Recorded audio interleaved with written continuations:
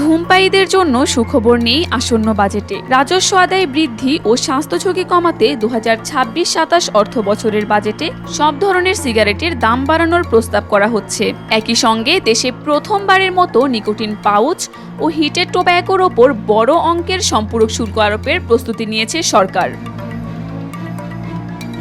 প্রস্তাবিত বাজেট অনুযায়ী প্রতি 10 শলাকা সিগারেটের ন্যূনতম খুচরা মূল্য নিম্ন স্তরে 60 টাকা থেকে বাড়িয়ে 62 টাকা, মধ্যম স্তরে 80 টাকা থেকে 92 টাকা, উচ্চ স্তরে 140 টাকা থেকে 160 টাকা এবং অতি উচ্চ স্তরে 185 টাকা থেকে বাড়িয়ে 210 টাকা নির্ধারণ করা হতে পারে।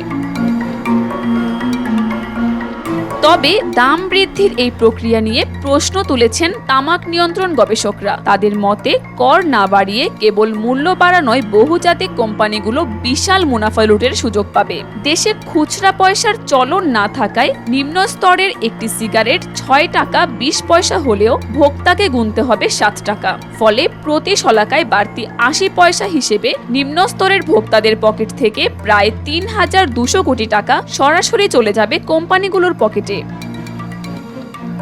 কাকলি আখতার, দেশকাল নিউজ।